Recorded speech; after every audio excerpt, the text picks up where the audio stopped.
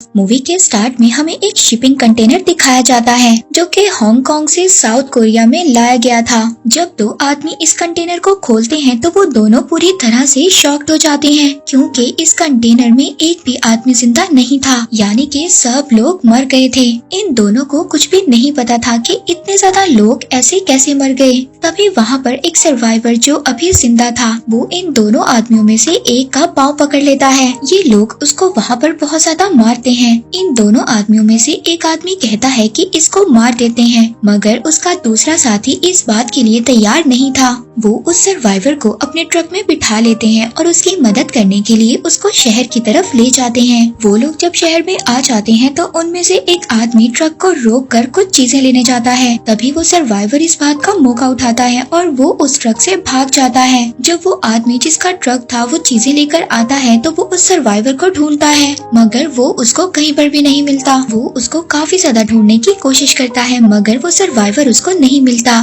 तभी हम देखते हैं जो दूसरा आदमी यानी कि जो इसका भाई था उसकी तबीयत खराब होने लगी थी और वो अपने ट्रीटमेंट के लिए मेडिसिन लेने के लिए एक मेडिकल स्टोर में जाता है। उसको देखने से ऐसा लग रहा था कि उसको किसी वायरस ने जकड़ लिया है और वो वायरस आहिस्ता आहिस्ता लोगों में फैलता जा रहा है। इसके बाद हमें एक हादसे का सीन दिखाया जाता है। यहाँ पर हम देखते हैं कि एक गाड़ी जो खाई में गिर गई थी उसमें एक लेडी फंसी हुई थी। ये लेडी एक डॉक्टर थी और इस लेडी का नाम डॉक्टर किम था। अब डॉक्टर किम को बचाने के लिए एक फायर फाइटर आता है, इसका नाम होता है जीगू। वो डॉक्टर किम को बचा लेता है और बचा कर बाहर ले आता है। तभी हम देखते हैं कि जीगू को डॉक्टर किम पसंद आ गई थी। अब दूसरे दिन डॉक्टर किम दोबारा से जीगू को उसी जगह पर बुलाती है जहाँ पर उसके साथ हादसा हुआ था और जीगू को कहती है कि मेरा बैग नीचे रह गया है, जाओ जाकर लेकर आओ। अब जीगू डॉक्टर किम की बात को कैसे टाल सकता था। वो वहाँ पर अपने एक और साथी को बुलाता है और उसकी मदद से नीचे जाता है। नीचे जाकर डॉक्टर किम का बैग ले आता है। अब जब उसका बैग लेकर वो आ जाता है तो उसके बैग में जो फोन था वो रिंग करने लगता है। ये कॉल डॉक्टर किम की बेटी की होती है। किम तो वहाँ पर नहीं थी, इसलिए जीगू ये डिसाइड करता है कि वो किम का बैग उसकी बेटी को दे आएगा। अब यहाँ पर हमें ये बात भी पता चलती है कि किम की शादी हो चुकी है और उसकी एक बेटी भी है, मगर उसके हस्बैंड ने उसको काफी टाइम पहले छोड़ दिया था और वो अब अपनी सिर्फ बेटी के साथ रहा करती थी। उसकी बेटी का नाम मीरू था। जीकू जब मीरू से मिलता है पहले तो वो उससे बात नहीं करती, मगर जब जीकू उसको थोड़ा सा अच्छा लगता है तो वो अपनी मदर का बैग उससे ले लेती है। अब जीकू अपनी कार में वापस जा रहा होता है। तभी हम देखते हैं कि जीकू के पास जो बस जा रही थी उसमें एक आदमी बहुत जोर जोर से खांस रहा था। इसका मतलब ये है कि ये वायरस अब आहिस्ता आहिस्ता फैल रहा था। दूसरी तरफ जब किम की बेटी घर वापस आ जाती है तो वो अपनी मदर को उनका बैग देती है। वो देखकर बहुत ज्यादा खुश होती है और पूछती है कि ये तुम्हें कहाँ से मिला। तभी वो बताती है कि मुझे चीकू नाम के एक अंकल ने ये बैग दिया है। किम इस बात को समझ गई थी कि ये वही फायर फाइटर है और वो दिल ही दिल में उसका शुक्रिया अदा करती है। अब किम और उसकी बेटी दोनों मिलकर एंजॉय कर रही होती हैं। तभी किम को हॉस्पिटल से कॉल आती है कि एक बहुत बड़ी इमरजेंसी है, एक अजीब सा केस है, जल्दी से हॉस्पिटल आ जाएं। अब किम अपना फर्ज निभाने के लिए हॉस्पिटल चली जाती है। वो रास्ते में अपनी मदर को भी कॉल करती है कि आप मीरू के पास चली जाएं, वो घर में अकेली है। जब वो हॉस्पिटल के सीन को देखती है तो हर तरफ भगदड़ मची हुई थी। तभी हम यहाँ पर वही पेशेंट देखते हैं। वो कोई और नहीं था बल्कि जो हमने वो मूवी के स्टार्ट में दो भाइयों को देखा उनमें से उसका एक भाई था जिस पर वायरस असर कर गया था और उसकी हालत बहुत ज्यादा खराब थी और उसकी बॉडी में बुरी तरह से रेड रैशेस पड़ चुके थे। उसके पास से एक फोन भी मिलता है। अब जब डॉक्टर उसके फोन को चेक करते हैं तो उसके मोबाइल में उनको कंटेनर की वीडियो मिलती है जिसमें बहुत ज्यादा लोग मरे हुए थे। अब किम बाहर आती है और उसके भाई से पूछती है कि ये कंटेनर तुम्हें कहाँ पर मिला और ये रिकॉर्डिंग तुमने कैसे की। वो वहाँ पर किम की बात का कोई भी जवाब नहीं देता और गुस्से में अपने भाई से मिलने जा रहा था। सभी लोग उसको रोक रहे थे। जब वो अपने भाई को जाकर देखता है तो वो पूरी तरह से शॉक्ड हो जाता है क्योंकि उसके भाई की डेथ हो गई थी।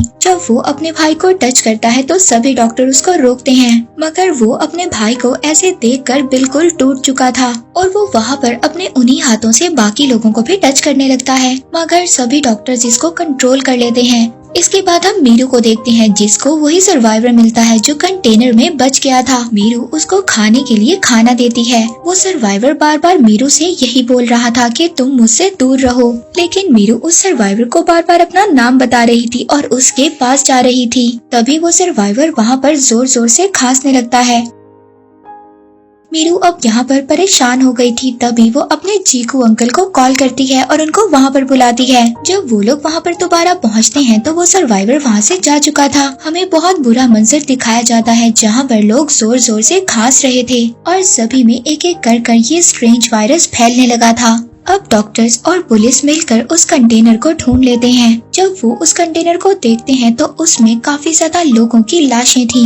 वो वहाँ पर उस एरिया को सैनिटाइज करते हैं और उसके बाद उस कंटेनर को जला देते हैं ताकि ये वायरस यहीं पर खत्म हो जाए। मगर ये वायरस पूरे साउथ कोरिया में फैल चुका था। तभी हम देखते हैं कि मीरू अपने चीकू अंकल के साथ एक मॉल में थी। चीकू वहाँ पर मीरू से उसकी मदर का नंबर भी मांगता है ताकि वो उसको उसकी मदर के पास सेफली भेज सके। तभी हम देखते हैं कि मीरू को खाते हुए नींद आ जाती है और वो सो जाती है। चीकू उसको उठाकर बाहर ले आता है। तभी वो आकर देखता है कि मॉल में हर तरफ भगदड़ मची हुई थी। हर तरफ लोग खांस रहे थे, बेहोश हो रहे थे। तभी चीकू की नजर एक लेडी पर पड़ती है जो कि स्टेयर्स पर खड़ी थी और वहीं पर वो बेहोश हो जाती है। और तभी चीकू मीरू को छोड़कर उस लेडी को बचाने के लिए जाता है। और दूसरी तरफ डॉक्टर की टीम उस आदमी के फोन की रिकॉर्डिंग देख रही थी। तभी डॉक्टर्स को उस रिकॉर्डिंग में वही सर्वाइवर नजर आता है। वो डॉक्टर्स सभी को उस सर्वाइवर की पिक्चर दे देते हैं। वो डॉक्टर्स बताते हैं कि ये वायरस काफी ज्यादा जानलेवा है और इस वायरस का नाम है H5N1 और इस वायरस की वजह से एक आदमी 24 या 36 घंटे में मर जाता है। और ये वायरस सबसे पहले चाइना में आया था। किम जिस हॉस्पिटल में काम करती थी वहाँ पर चीफ सभी डॉक्टर्स और लोगों को बुलाते हैं और इस वायरस के बारे में बताते हैं। डॉक्टर्स उनको बताते हैं कि अगर हमने ये वायरस नहीं रोका तो ये वायरस पूरे साउथ कोरिया और नॉर्थ कोरिया में फैल जाएगा। लेकिन वहाँ के चीफ शहर को बंद करना नहीं चाहते थे। तभी वो लोग विंडो से देखते हैं कि एक पेट्रोल पंप पर बहुत बड़ा धमाका होता है, जिसकी वजह से सभी गाड़ियां आपस में टकराने लगती हैं। तभी लोग गाड़ियों से बाहर आकर बेहोश होने लगते हैं। तभी वहाँ की गवर्नमेंट ये डिसाइड करती है कि ये पूरे सिटी को इवैक्यूएट कर देंगे और ये सबको इस जगह से कहीं दूर ले जाएंगे। अब सब लोग यहाँ से चले जाते हैं, मगर डॉक्टर किम यहाँ से नहीं जाती क्योंकि उसकी बेटी उसके साथ नहीं थी और अब बस एक लास्ट फ्लाइट ही बची हुई थी। तभी वो अपनी बेटी को कॉल करती है और उसका फोन चीकू उठाता है। वो उसको वहाँ पर मॉल के हालात बताता है। वो उसको बताता है कि सभी लोग बुरी तरह से खांस रहे हैं और बेहोश हो रहे हैं। किम उसकी ये बात सुनकर मॉल पहुंचती है। जब वो मॉल जाती है तो वहाँ पर गवर्नमेंट ने लॉकडाउन लगा दिया था, इसलिए हर तरफ अफरा तफरी थी। लोग खाने पर टूट रहे थे। ऐसा लग रहा था कि बस दुनिया खत्म होने वाली है। अब यहाँ पर चीकू मीरू को ढूंढ रहा था। पहले तो वो उसको नहीं मिलती, मगर बहुत ज्यादा ढूंढने के बाद वो उसको मिल जाती है। तभी वहाँ पर मिलिट्री आ जाती है और वो सब लोगों को मॉल के अंदर रहने का कहती है। किसी को भी बाहर आने की इजाजत नहीं होती। और तभी मॉल का शटर बंद कर दिया जाता है क्योंकि हर चीज को लॉक किया जा रहा था ताकि ये वायरस कहीं और ना फैल सके। लेकिन कुछ लोग भागते हुए उस शटर से बाहर आ जाते हैं, जिसमें ये तीनों भी होते हैं। डॉक्टर किम यहाँ पर चीकू को भी कहती है कि लास्ट फ्लाइट बची हुई है, तुम भी मेरे साथ चलो। मगर चीकू उसके साथ जाने से मना कर देता है। वो कहता है कि मेरा काम है लोगों को बचाना, इसलिए अब वो अपने एक साथी को वहाँ पर बुलाता है और शटर में फंसे हुए लोगों को वहाँ से निकालने लगता है। डॉक्टर किम अपनी बेटी को लेकर एयरपोर्ट पहुंच जाती है। बस चेकिंग के बाद वो लोग जाने ही वाले थे, तभी वहाँ पर मीरू खांस देती है। मीरू को खांसते हुए एयरपोर्ट का स्टाफ देख लेता है। एयरपोर्ट का स्टाफ उनको रोक लेता है। वो कहते हैं कि वो लोग आगे नहीं जा सकते। तभी डॉक्टर किम उनको समझाती है कि इसको एक नॉर्मल कोल्ड है, ये जल्दी रिकवर हो जाएगी और वो उन दोनों को एयरपोर्ट से बाहर निकाल देते हैं। यहाँ पर हमें पता चलता है कि ये वायरस H5N1 है। ये सबसे पहले एक बर्ड को हुआ था और अब ये वायरस इंसानों में भी आ गया था। पूरे सिटी में लॉकडाउन लगा दिया जाता है। जो जहाँ पर था उसको वहीं पर रोक दिया जाता है। अब वहाँ के प्रेसिडेंट मीडिया के जरिए सब लोगों से कांटेक्ट करते हैं कि हम शर्मिंदा हैं, हम इतने ज्यादा लोगों की जान नहीं बचा सके, मगर अब जितने भी लोग बच गए हैं हम पूरी कोशिश करेंगे उन लोगों को बचाने की। अब इसके बाद वहाँ पर मेयर के साथ सब लोगों की मीटिंग होती है। वो इन सबको कहते हैं कि हमें एक बड़ा सा कैंप लगाकर सब लोगों को वहाँ पर रखना चाहिए, लेकिन वहाँ पर सीनियर डॉक्टर उनसे कहते हैं कि अगर हमने ऐसा किया तो जो लोग इन्फेक्टेड नहीं है वो भी इन्फेक्टेड हो जाएंगे और जिन लोगों को वायरस नहीं है वो लोग भी मुसीबत में आ जाएंगे। अब वो लोग कोई भी डॉक्टर की बात तो नहीं सुनता, सभी मेयर की बात को सुन लेते हैं, क्योंकि हमें पता है कि गवर्नमेंट के पास एक अलग ही पावर होती है। गवर्नमेंट पब्लिक में अनाउंस करती है कि साउथ कोरिया में एक वायरस फैल गया है और हमें सब लोगों को एक कैंप में रखना होगा। अब ये न्यूज आने के बाद हर जगह पर मिलिट्री फैल जाती है। अब सब लोगों को घरों से निकाला जा रहा था और उस कैंप में रखा जा रहा था। हम देखते हैं कि WHO के हेड और साउथ कोरिया के प्रेसिडेंट दोनों मीटिंग करते हैं। डॉक्टर प्रेसिडेंट को मीटिंग में बताते हैं कि हम जो कर रहे हैं वो बिल्कुल गलत है, ऐसे तो और लोगों को भी वायरस लग जाएगा। लेकिन वहाँ पर वाइस प्रेसिडेंट डॉक्टर की कोई भी बात मानने को तैयार नहीं थे। प्रेसिडेंट डॉक्टर से कहते हैं कि हमने तुम्हारा अप्रूवल नहीं मांगा, हमें सिर्फ इतना बताओ कि आगे इस वायरस को कैसे रोका जा सकता है। डॉक्टर्स प्रेसिडेंट को कहते हैं कि हमें एक PCR टेस्ट लेना होगा जिनकी रिपोर्ट्स 48 घंटों में आएगी और जो लोग ठीक होंगे उनको अलग कर दिया जाएगा और उन लोगों को 48 घंटे तक उसी कैंप में रखना होगा। इसी बीच डॉक्टर किम अपनी बेटी मीरू को देखती है जो अब वो भी इन्फेक्टेड हो गई थी, लेकिन डॉक्टर किम किसी को भी नहीं बताती। तभी वहाँ पर जीकू को भी ये बात पता चल जाती है। वो डॉक्टर किम से कहता है कि तुम्हें अपनी बेटी को अलग कर देना चाहिए, अगर तुमने ऐसा नहीं किया तो बाकी लोग भी इन्फेक्टेड हो जाएंगे। लेकिन किम इसकी बात को नहीं मानती। वो कहती है कि मैं इसको लोगों से अलग रखूंगी, हमेशा मास्क पहना कर रखूंगी। फिर अगले दिन सुबह हम सिटी को देखते हैं जहाँ पर हर चीज रुक गई थी। अब मिलिट्री वालों को भी वो सर्वाइवर मिल गया था और वो अब उसके लिए एक अलग कैंप बनाते हैं और तभी गवर्नमेंट ये डिसाइड करती है कि उस कैंप में से जो गवर्नमेंट ने बनाया था वहाँ पर से कोई भी आदमी बाहर नहीं जाना चाहिए। अगर ऐसा हुआ तो बाकी कंट्रीज में भी ये वायरस फैल सकता है। मीरू की भी हालत बहुत ज्यादा उस वायरस की वजह से खराब हो रही थी। वो बार बार बेहोश हो रही थी और उसकी बॉडी पर भी रेड से रैशेस आ गए थे।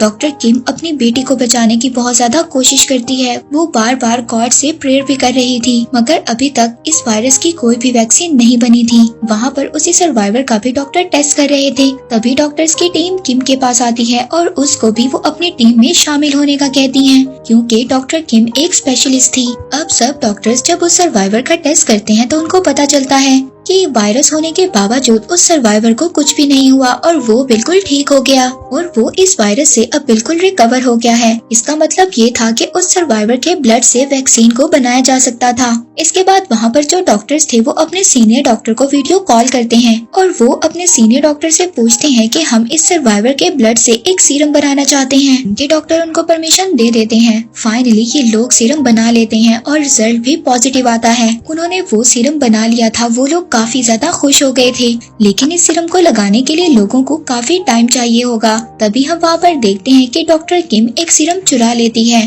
डॉक्टर किम अपनी बेटी को वो इंजेक्शन लगा देती है, मगर तभी वहाँ पर आर्मी के लोग आ जाते हैं। वो डॉक्टर किम पर गुस्सा करते हैं और कहते हैं कि तुमने इसे यहाँ पर क्यों रखा हुआ है, ये बाकी लोगों को भी इन्फेक्टेड कर देगी। और हमें यहाँ पर पता चलता है कि डॉक्टर किम ने अपनी बेटी को इंजेक्शन लगा दिया था, लेकिन वो बेहोश थी। वो आर्मी के लोग मीरू को बेहोश देखकर ये समझते हैं कि वो मर चुकी है और वो उसको वहाँ से ले जाते हैं। डॉक्टर किम को भी वहाँ पर बेहोश कर दिया जाता है। जीकू भी कैंप से बाहर आता है और वो वहाँ पर किम और मीरू को ढूंढने लगता है, मगर तभी वो अपने सामने एक बहुत ही खौफनाक मंजर देखता है। यहाँ पर जितने भी लोग मर गए थे सबको उठाकर एक गड्ढे में डाला जा रहा था ताकि सब लोगों को जलाया जा सके जो मर चुके थे, ताकि इस वायरस वाली डेड बॉडीज को खत्म किया जा सके। तभी चीकू वहाँ पर भागता है और मीरू की डेड बॉडी को ढूंढने लगता है, लेकिन मीरू उसको वहाँ पर कहीं नहीं मिलती। वो जोर जोर से उसका नाम लेकर बुलाता है। तभी वहाँ पर उसको एक बॉडी नजर आती है जो कि मीरू की थी।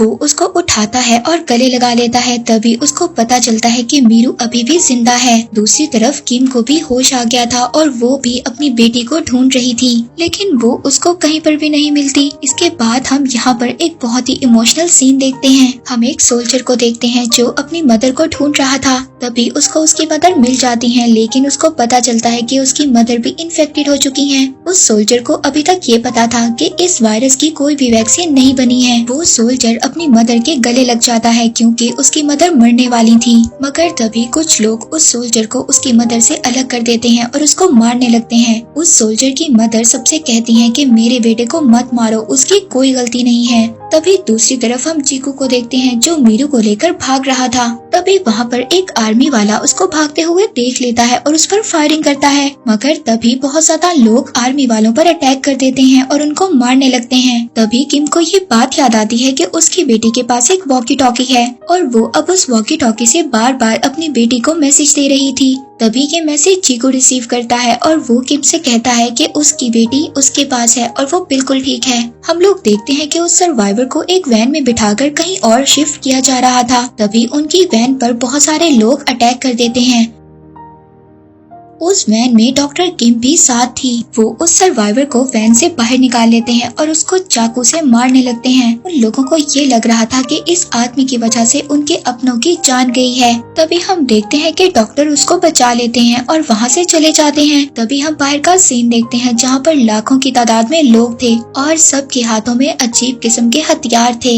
और अब हमें पता चलता है कि वो सर्वाइवर भी मर गया था। वो अकेला था जिसके ब्लड से वैक्सीन बनाई जा सकती थी। तभी वहाँ पर हाईवे के दरमियान में जो लोग थे, आर्मी वाले उन पर फायर कर रहे थे और उन लोगों को मार रहे थे। जब ये चीज प्रेसिडेंट देखते हैं तो बहुत ज्यादा गुस्सा होते हैं। वो वहाँ पर सबसे कहते हैं कि ये काम करने का ऑर्डर किसने दिया। तभी वाइस प्रेसिडेंट कहते हैं कि ये ऑर्डर मैंने दिया है, हमें लोगों की जान बचानी है। अगर हमने ऐसा नहीं किया तो पूरा कोरिया सिटी तबाह हो जाएगा। डॉक्टर किम प्रेसिडेंट से वीडियो कॉल करती है और उनको बताती है कि मेरी बेटी मीरू भी अब रिकवर हो गई है और उसके ब्लड से भी वैक्सीन बनाई जा सकती है।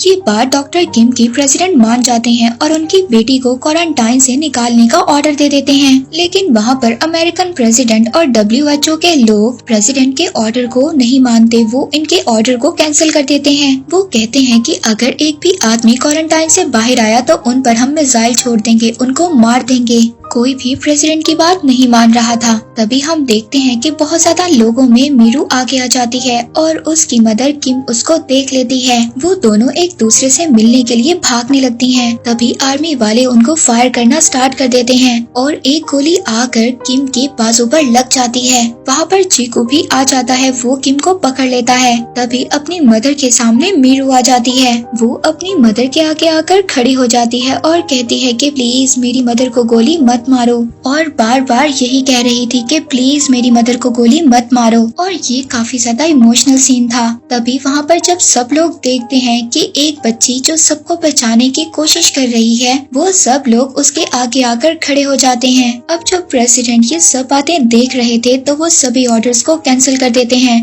क्योंकि अब आर्मी उनके कंट्रोल में थी, ना कि अमेरिका के कंट्रोल में। तभी वहाँ पर ये अनाउंस किया जाता है कि हम लोग जल्दी सीरम बना लेंगे, हम लोग आप लोगों को सभी फैसिलिटीज देंगे। ये सुनकर सभी लोग बहुत ज्यादा खुश हो जाते हैं। तभी हम देखते हैं कि मीरू को डॉक्टर्स एक एम्बुलेंस में ले जाते हैं ताकि उसके ब्लड से सीरम बनाया जा सके। जाते जाते चीकू मीरू को ये कहता है कि अगर तुम बीमार लोगों की हेल्प करोगी तो गॉड तुम्हारी हेल्प करेंगे। और फिर वो चली जाती है और फिर इसके बाद कुछ दिन बाद सब कुछ ठीक हो जाता है। लास्ट सीन में हम किम को देखते हैं जो अपनी बेटी के साथ चीकू के साथ वेकेशंस पर जाती है। और इसी के साथ ये मूवी यहीं पर एंड हो जाती है।